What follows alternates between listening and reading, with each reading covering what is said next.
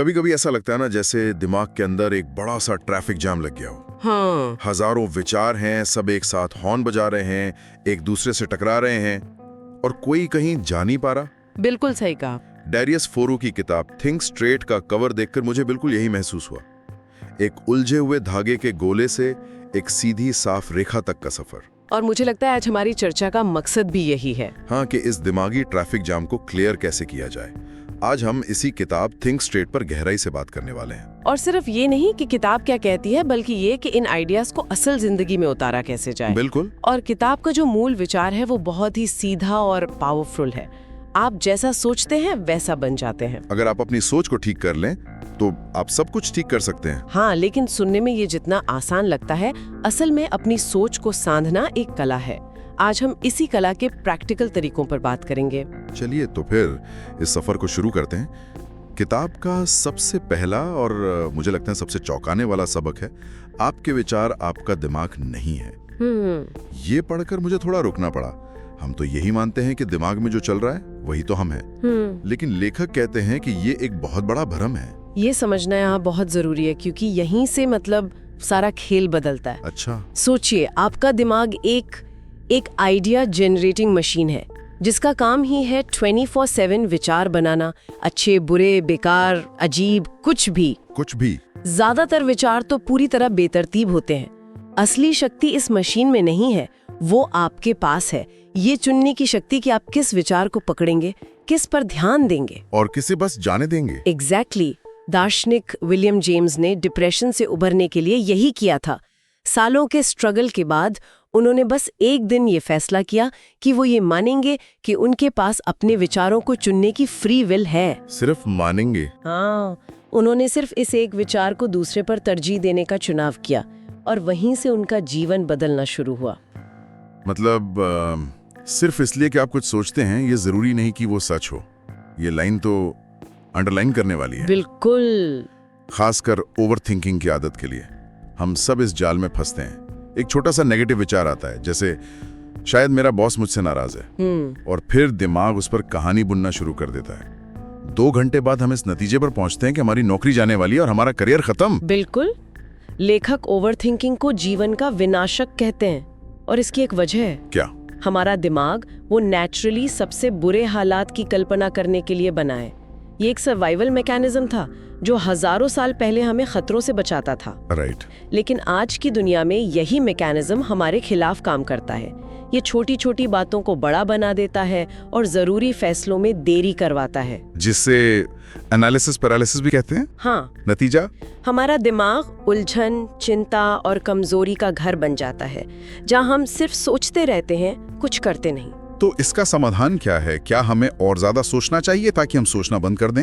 ये तो बड़ा अजीब है। नहीं। किताब एक बहुत ही सीधी बात कहती है और मुझे लगता है यही इस चर्चा का पहला बड़ा टेकअवे है। जब आप विचारों को एक्शन से बदल देते हैं तो ज्यादा सोचना बंद हो जाता है। यही इसका मूल मंत्र है। ठीक है, तो अगर हमें अपने विचारों से थोड़ी दूरी बनानी है और ओवर थिंकिंग से बचना है तो इसका मतलब है कि हमें एक्शन लेना होगा। लेकिन ये अपने आप में एक दुविधा है। एक्शन लेने के लिए अक्सर स्पष्टता यानी क्लैरिटी की जरूरत होती है, और क्लैरिटी के लिए हम सोचते हैं। ये तो एक चक्रव्यूह जैसा लगता है। ये बहुत अच्छा सवाल है, क्योंकि ज्यादातर लोग इसी चक्र में फंसे रहते हैं। राइट। किताब का तर्क ये है कि हमने समीकरण को ही उल्टा समझ लिया है। हम सोचते हैं पहले मैं सब कुछ समझ लूं, फिर एक्शन लूंगा। हाँ, बिल्कुल यही सोचते हैं। जबकि सच ये है कि स्पष्टता कभी भी सिर्फ सोचने से नहीं आती, वो हमेशा करने से आती। करने से? हाँ, क्योंकि हमारा दिमाग असल दुनिया के फीडबैक के बिना सिर्फ काल्पनिक समस्याओं को ही गोल गोल घुमाता रहता है। जब आप कुछ करते हैं तो आपको असल डेटा मिलता है, क्या काम किया क्या नहीं। अच्छा। क्लैरिटी इसी डेटा से पैदा होती है, खाली सोच से नहीं। इसके कुछ उदाहरण हैं किताब में, है ना? हाँ, और बहुत अच्छे उदाहरण हैं। आप लेखन को तब तक नहीं समझते जब तक आप असल में लिखना शुरू नहीं करते, भले ही वो कितना भी खराब क्यों ना हो। आप बिजनेस को तब तक नहीं समझते जब तक आप पहला कदम नहीं उठाते, और आप फिटनेस को तब तक नहीं समझते जब तक आप जिम जाना या दौड़ना शुरू नहीं करते। मतलब पहला कदम आपको वो जानकारी देता है जो हजारों घंटे सोचने से भी नहीं मिल सकती। बिल्कुल। ये मेरे साथ ही क्यों हुआ, या किसकी गलती है? और हम इसी में अपनी सारी एनर्जी बर्बाद कर देते हैं, जबकि एक प्रभावी विचारक या स्ट्रेट थिंकर खुद से सिर्फ एक सवाल पूछता है, मैं अभी क्या कर सकता हूँ? एग्जैक्टली ये छोटा सा सवाल है, लेकिन ये पूरी मानसिकता को शिकायत से हटाकर समाधान की ओर ले जाता है। सही है। ये आपको पीड़ित की भूमिका से निकालकर एक कर्ता की भूमिका में ले आता है। आपको अपनी शक्ति का एहसास कराता है, चाहे हालात कितने भी मुश्किल क्यों ना हो। ये समाधान पर फोकस करने वाली बात तो बहुत अच्छी है, लेकिन सच कहूं तो ये कहना आसान है और करना मुश्किल। जब दिमाग में चिंता हावी हो तो कोई अभी मैं क्या कर सकता हूं वाले मोड में कैसे आए? क्या किताब इसके लिए कोई ठोस तकनीक या टूल बताती है? हाँ बिल्कुल, किताब सिर्फ फलसफा नहीं देती, प्रैक्टिकल टूल्स भी देती है।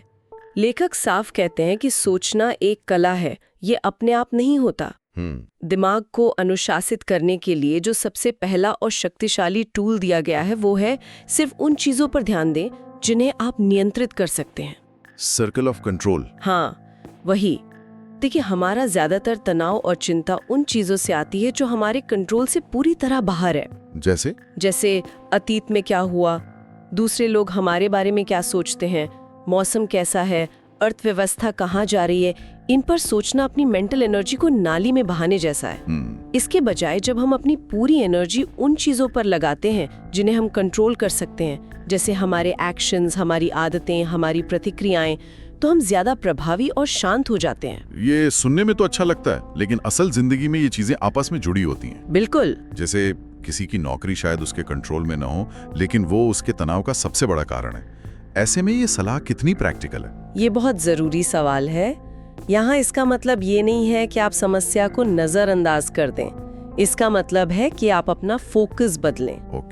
आप अपने बॉस के व्यवहार को कंट्रोल नहीं कर सकती, लेकिन आप ये कंट्रोल कर सकती हैं कि आप उस पर कैसे रिएक्ट करती हैं। आप ये कंट्रोल कर सकती हैं कि आप नई स्किल सीखती हैं या नहीं, या नई नौकरी ढूंढते हैं या नहीं। हाँ, फोकस इस पर है कि मेरे हाथ में क्या है। समझ गया। और फैसले लेने के लिए भी कोई टूल है? क्योंकि अक्सर माइंड सही और गलत के बीच में फंस जाते हैं। हाँ, किताब एक बहुत ही सरल फ्रेमवर्क देती है। किसी भी फैसले से पहले खुद से बस 2 सवाल पूछें। क्या है वो 2 सवाल? पहला, क्या इससे मेरी जिंदगी बेहतर होगी या बदतर? और दूसरा, क्या ये मेरे लंबे समय के लक्ष्यों के साथ मेल खाता है? ये आपको भावनाओं में बहकर लिए गए फैसलों से बचाता है। जैसे अभी एक और एपिसोड देख लूं। सवाल 1, इससे जिंदगी बेहतर होगी या बदतर? शायद कोई फर्क नहीं पड़ेगा। सवाल 2, क्या ये मेरे कल की जरूरी मीटिंग की तैयारी के लक्ष्य से मेल खाता है? नहीं। फैसला साफ है। बिल्कुल। और बुरे विचारों का क्या करें? वो चुपचिपे विचार जो बार बार दिमाग में आते रहते हैं। किताब कहती है कि उन्हें रोकने की कोशिश बेकार है, जो मैंने खुद अनुभव किया है। हाँ, वो काम नहीं करता। आप जितना कहते हैं मुझे उस गुलाबी हाथी के बारे में नहीं सोचना है, उतना ही वो हाथी आपके सामने नाचता है। हाँ। तो इसका उपाय क्या है? यहाँ एक बहुत ही मनोवैज्ञानिक समाधान दिया गया है। दिमाग कभी खाली नहीं रह सकता, वो वैक्यूम पसंद नहीं करता। अच्छा। इसलिए नकारात्मक विचारों को रोकने या दबाने की बजाय उन्हें बेहतर, ज्यादा उपयोगी विचारों से बदलें। आपको एक विचार को दूसरे विचार से बाहर धकेलना होगा। लेकिन क्या ये एक तरह की टॉक्सिक पॉजिटिविटी नहीं है, जहां हम असली समस्याओं को अनदेखा करके सिर्फ अच्छा सोचने का दिखावा कर रहे हैं? नहीं, बिल्कुल नहीं। ये टॉक्सिक पॉजिटिविटी नहीं है, ये प्रैक्टिकल थिंकिंग है। इसका मतलब ये नहीं है कि आप कहें मैं फेल हो ही नहीं सकती।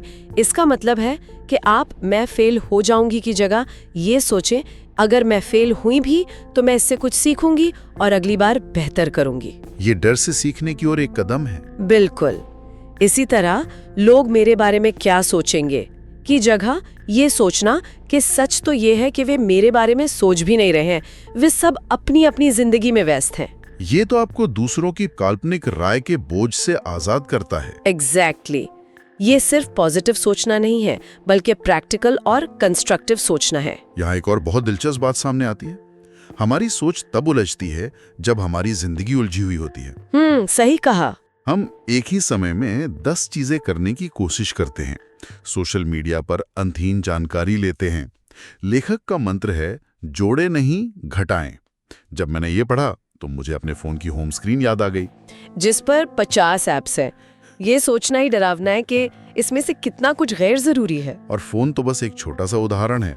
इसका मतलब है अपनी जिंदगी से हर उस चीज को जानबूझकर हटाना जो आपके लक्ष्यों में कोई योगदान नहीं देती या आपकी मानसिक शांति भंग करती है? मतलब एक तरह की मेंटल डीक्लटरिंग। हाँ बिल्कुल, जैसे बेकार के काम जो आपको व्यस्त दिखाते हैं पर प्रोडक्टिव नहीं बनाते, नकारात्मक लोग जो हमेशा शिकायत करते हैं, फोन में मौजूद फालतू ऐप्स और घटिया मनोरंजन। हाँ, तो इसका मतलब है कि घंटों तक बिल्ली के वीडियो देखना शायद सीधी सोच के लिए अच्छा नहीं है। अगर वो आपको सच में आराम देता है और आप उसे जानबूझकर एक ब्रेक की तरह इस्तेमाल कर रहे हैं तो शायद ठीक है, लेकिन अगर वो जरूरी कामों से बचने का एक तरीका है तो ये आपकी मानसिक स्पष्टता को नुकसान पहुंचा रहा है। मुद्दा नियत का है। जब आप अपनी जिंदगी को सरल बनाते हैं तो आपका दिमाग अपने आप शांत और स्पष्ट हो जाता है। उसे सोचने के लिए ज्यादा जगह मिलती है। हाँ, सीधा सोचना मतलब सरल सोचना है। और इसी से जुड़ा एक आखिरी बिंदु है, दूसरों को समझने में अपनी मानसिक ऊर्जा बर्बाद ना करें। हम अक्सर ये सोचते रहते हैं कि उसने ऐसा क्यों कहा या वो मुझे नजरअंदाज क्यों कर रहा है। हाँ, और ये एक अंतहीन मानसिक जाल है, क्योंकि आप कभी भी किसी दूसरे के दिमाग के अंदर नहीं जा सकते। सच है। लेखक कहते हैं कि हर इंसान अपनी दुनिया में खोया हुआ है। वे शायद आपके बारे में उतना सोच भी नहीं रहे जितना आप कल्पना कर रहे हैं। बेहतर है कि ये ऊर्जा खुद को समझने और अपने लक्ष्यों पर ध्यान केंद्रित करने में लगाएं। तो अगर हम आज की इस पूरी बातचीत को समेटें तो मेरे लिए सबसे बड़ी बात यह है कि सीधी और स्पष्ट सोच कोई रहस्यमय शक्ति नहीं है। नहीं, बिल्कुल नहीं। बल्कि ये एक कौशल है जिसे अभ्यास से सीखा जा सकता है। ये दिमाग के शोर को कम करके स्पष्ट एक्शन की तरफ बढ़ने का सफर है। पैसेंजर सीट से उठकर अपनी जिंदगी की ड्राइविंग सीट पर आने जैसा है। क्या बात है। और इसका अंतिम लक्ष्य सिर्फ सफलता या प्रोडक्टिविटी नहीं है, बल्कि मन की शांति है। चाहे जिंदगी में कुछ भी हो रहा हो, अगर आपका दिमाग शांत और आपके नियंत्रण में है तो सब कुछ संभाला जा सकता है। जैसा कि किताब का अंतिम संदेश है, कम सोचो, बेहतर सोचो, स्पष्टता से सोचो। क्योंकि जब आप अपनी सोच पर नियंत्रण कर लेते हैं तो आप अपने समय, अपनी आदतों, अपनी भावनाओं और अंत में अपनी नियति पर नियंत्रण कर लेते हैं। ये एक सतत अभ्यास है, कोई मंजिल नहीं। और सुनने वालों के लिए एक अंतिम विचार छोड़कर जाते हैं। किताब में एक जगह लेखक ने रैल्फ वॉल्डो इमर्सन को उद्धृत किया है। आप वो बन जाते हैं जिसके बारे में आप दिन भर सोचते हैं। अगर आज किसी को अपने दिन भर के विचारों का एक कच्चा चिट्ठा लिखना पड़े बिना किसी फिल्टर के, तो अपने बारे में क्या सच जानेगा? ये एक बहुत शक्तिशाली सवाल है। वो देखेगा कि उसकी मानसिक ऊर्जा कहाँ जा रही है। क्या वो समाधान खोजने में जा रही है या सिर्फ चिंता करने में? क्या वो सीखने में जा रही है या शिकायत करने में? शायद ये जानने के लिए एक अच्छा प्रयोग हो सकता है। अगर वीडियो पसंद आया और जानकारी अच्छी लगी तो वीडियो को लाइक और चैनल को सब्सक्राइब जरूर करें।